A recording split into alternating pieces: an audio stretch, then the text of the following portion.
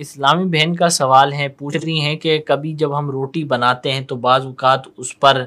इसमें जलालत अल्लाह वाज़े हो जाता है, कभी नाम मोहम्मद वाज़े हो जाता है, या कभी बहुत सारी वीडियोज़ हम इंटरनेट पे भी देखते हैं मुफ्ती साहब कि कभी फल काटते हैं तो उसमें नाम मोहम्मद नज़र आ रहा होता है, कभी बादलों में नज़र आ रहा होता है। तो ऐसी रोटी अगर खाने पीने की चीज़ों में है तो उन खाने पीने चीज़ों का क्या करना चाहिए? खा लेनी चाहिए या बतौर मुक़द्दस चीज़ के उन्हें महफूज कर लेना चाहिए? अब देखें, जो फल है, सही। फल भी आपको पता है कि एक वक्त तक उसमें ताजगी रहती है, सही। फिर वो अपने शेप को चेंज करना शुरू कर देता है। इसी तरह रोटी का हाल है कि रोटी की एक ताजगी होती है और उसके बाद चंद घंटे गुजरने के बाद, रोटी ठंडी होने के बाद, फिर उसके अंदर एक स्मेल सी पैदा होना शुरू हो जाती है और फिर इस हालत में रोटी चले जाती है कि आमतौर पे फिर उसको खाने का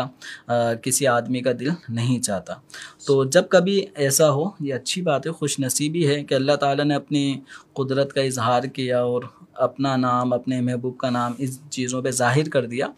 तो अगर कभी ऐसा हो और हम चाहें कि इसको महफूज कर लें तो इसकी पिक्चर ले लें, साफ़ सुथरी सी तस्वीर खींच लें, उस तस्वीर को फ्रेम बना दें, उसको बतौर तबर्रुक, बतौर बरकत अपने घर में रख लें फ्रेम बना के। लेकिन अब इस रोटी को ही अगर हम फ्रेम बनाएंगे, इस सेब के टुकड़े को ही अगर हम फ्रेम में यूं ख़ास करके रखेंगे तो फिर देखते ही देखते फिर वो मुरझाना शुरू हो जाएगा, रोटी की कैफियत वो नहीं रहेगी। तो इसलिए रोटी को जिसमें अल्लाह ताला का और उसके महबूब सल्लल्लाहु अलैहि वसल्लम का नाम या कोई मुक़द्दस कलमा आ जाता है तो उसको बतौर तबर्रुक खा लें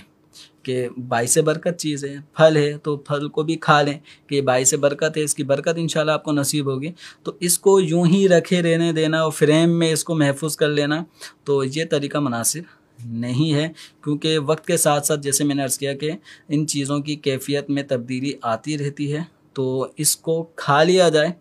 ताकि ये ज़ाय भी ना हो, वरना अगर फ्रेम करके रख देंगे तो फिर ये ज़ाय होने की भी सूरत बन जाएगी। फिर वो जो चीज़ हम दिखाना चाहते थे अपने दोस्त अहबाब को, तो कुछ दिनों बाद हो सकता है कि वो चीज़ दिखाने जैसी भी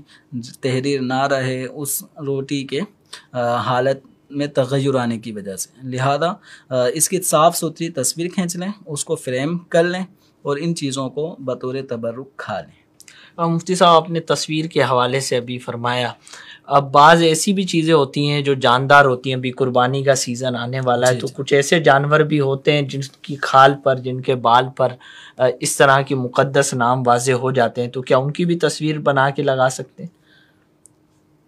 खाल को तो इस्तेमाल में लाया जा सकता है, इस जिंदा जानवर की अगर, हाँ, तो अब यह है कि ज़िंदा जानवर है, जब जानवर ज़बह हो गया तो उस खाल को फ्रेम में लगाया जा सकता है। तो खाल का मामला इन चीज़ों जैसा नहीं होता, उसमें ये कि महफूज रखने का उसका तरीका होता है, उसको साफ़ किया जा सकता है, जैसे नमक वगैरह लगा के उसकी जो भी खून, अलाइस, चर्बी वो दूर कर दी जाए, तो खाल को महफूज रखने के बहुत सारे तरीके मुमकिन हैं।